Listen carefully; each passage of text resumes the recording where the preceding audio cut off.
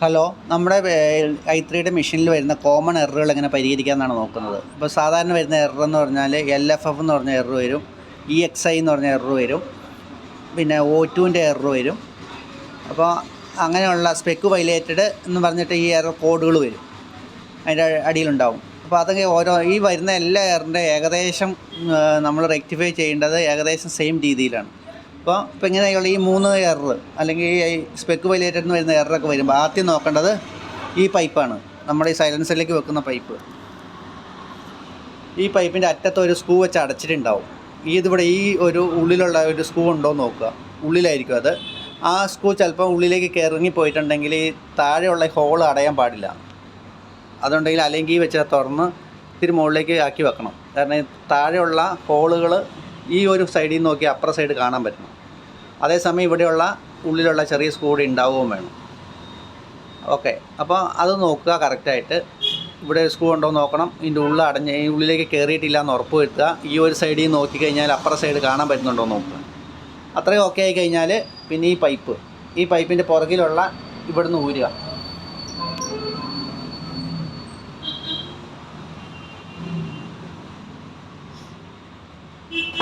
ഇവിടുന്ന് പോയിട്ട്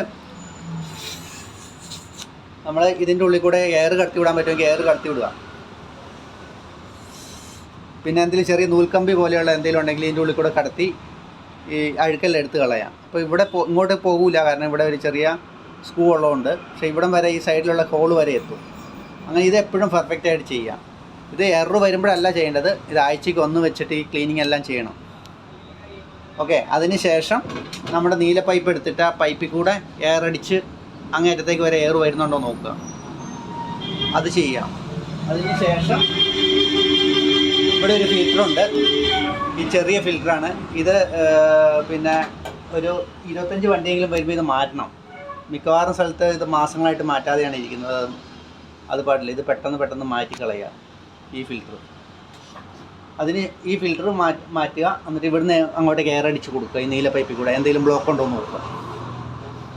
അതിന് ശേഷം ഇതിവിടുന്ന് വെടിയിക്കുക. ഇത് വെടിയിച്ചിട്ട് നമ്മൾ ഒരു ബ്ലോവർ എന്തെങ്കിലും എടുത്തിട്ട് ബ്ലോവറിൻ്റെ കൂടെ റെഡ്യൂസറായിട്ട് എന്തെങ്കിലും റെഡ്യൂസ് ചെയ്യണം. ഒന്നല്ലെങ്കിൽ ഫണലോ അല്ലെങ്കിൽ കുഞ്ഞിലോ അല്ലെങ്കിൽ ചോർപ്പോ എന്തെങ്കിലുമൊക്കെ വെച്ചിട്ട് നമുക്ക് ഇതിൻ്റെ ഇവിടെ റെഡ്യൂസ് ചെയ്യാം ഈ എയർ. എന്നിട്ട് ഇതിൻ്റെ ഉള്ളിലേക്ക് കയറ്റി വിടുക എയറിനെ. അപ്പോൾ ഈ എയർ ഇങ്ങനെ കയറ്റി വിട്ട് കഴിഞ്ഞാലുള്ള മെച്ചം എന്ന് പറഞ്ഞാൽ ഈ മെഷീൻ്റെ പുറകിലുള്ള ഈ ഫിൽറ്റർ ഇതിൻ്റെ അടിയിൽ കാണാം. ഇവിടെ 2 ഫിൽറ്ററുണ്ട്. ഇതുണ്ട്, ഈ ഒരു ഫിൽറ്ററും ഇതിൻ്റെ അപ്പുറത്ത് വേറെ ഫിൽറ്ററും ഉണ്ട്. അപ്പം ഈ പുറത്തുകൂടെ ഇങ്ങനെ എയർ കയറ്റി വിട്ടിട്ട് ഇത് ക്ലീൻ ചെയ്തുകൊണ്ടേ ഇരിക്കണം. ഈ ക്ലീനിങ് ഒരു 2 ദിവസം കൂടുമ്പോൾ ഇത് ഈ എയർ അടിച്ച് ക്ലീൻ ചെയ്യണം, എന്നാലേ ഇത് ക്ലിയർ ആവുള്ളൂ. എന്നിട്ട് ക്ലിയർ ആവുന്നില്ലെങ്കിൽ ഇത് അഴിക്കുക. ഈ കുപ്പീൻ്റെ അടപ്പ് തിരിക്കുന്ന പോലെ ഇതിങ്ങനെ തിരിച്ച് കഴിഞ്ഞാൽ ഇത് പോരും. എന്നിട്ട് അപ്പോൾ നമ്മുടെ മെഷീൻ്റെ പുറകിലുള്ള ഈ 2 ഫിൽറ്ററുകൾ ക്ലീൻ ചെയ്യണം. ഇതിങ്ങനെ കുപ്പീൻ്റെ അടപ്പ് തിരിക്കുന്ന പോലെ തിരിച്ചിട്ട് ഇതിൻ്റെ ഉള്ളിലെ എലമെൻ്റ് എടുക്കാം. ഈ ഫസ്റ്റ് എലമെൻ്റ് എടുത്ത് നന്നായിട്ട് ക്ലീൻ ചെയ്യാം, സോപ്പ് വാട്ടറൊക്കെ ഇട്ട്. പക്ഷേ എന്ത് ചെയ്താലും അത് ഉണക്കിയിട്ടേ തിരിച്ച് വെക്കാവുള്ളൂ.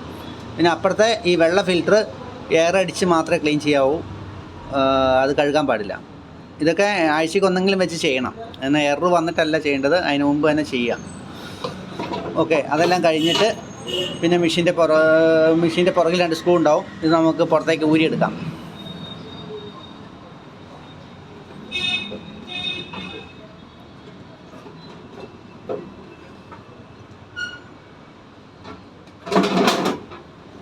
അപ്പോൾ ഇത് ഊരിയെടുക്കുമ്പോൾ ഇതിപ്പോൾ ഞാൻ ഊരി വെച്ചേക്കണതുകൊണ്ടാണ്. സാധാരണ ഇതിൻ്റെ സൈഡിൽ ഇങ്ങനെ പള്ളയ്ക്ക് സ്ക്രൂ ഉണ്ടാവും, ആ സ്ക്രൂ അഴിക്കണം.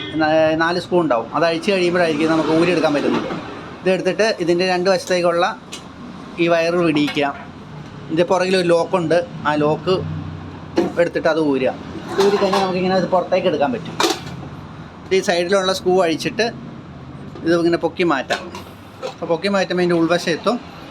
ഉൾവശത്തിൽ എല്ലാത്തിലും എയർ അടിച്ച് ക്ലീൻ ചെയ്യണം. അപ്പം നമ്മൾ കാറ്റടിക്കാനുള്ള ബ്ലോറോ എന്തെങ്കിലും വെച്ചിട്ട് ഇതിൻ്റെ ഇൻലെറ്റ്, ഇത് ഫസ്റ്റ് സോളിനോട് വാൽവാണ്.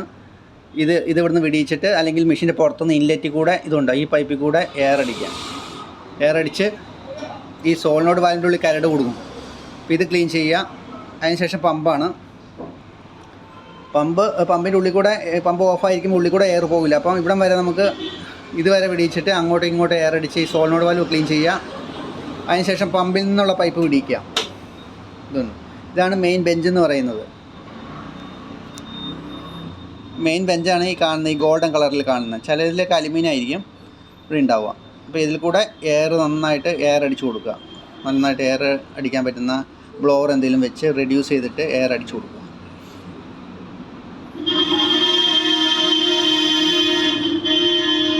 നമ്മൾ ഇതുണ്ട്, ഈ മെയിൻ സെൻസറാണ് ഈ കാണുന്നത് ബെഞ്ച്. അതിൻ്റെ ഉള്ളിൽ കൂടെ ഇതിൽ കൂടെ എയർ അടിക്കുക. അതിൻ്റെ ഇല്ലറ്റാണ് ഇത്, പമ്പിൽ നിന്ന് വരുന്നതാണ്. പമ്പിൽ നിന്ന് വെടിയിച്ചിട്ട് നമ്മൾ ഇതിൽ കൂടെ എയർ അടിച്ചു കൊടുക്കുക. അതേപോലെ ഇതിൻ്റെ ഔട്ട്ലെറ്റ് എന്ന് പറയുന്നത് കണ്ടോ, ഇവിടെ ഈ ഓക്സിജൻ സെൻസറിലേക്ക് പോകുന്ന പൈപ്പാണ്.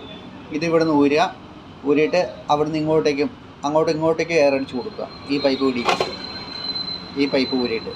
അതേപോലെ ഈ ഓക്സിജൻ സെൻസർ അതിൻ്റെ മുകളിലുള്ള ഈ വയറ് നോക്കണം. ഈ വയറ് ക്ലാവ് പിടിക്കും.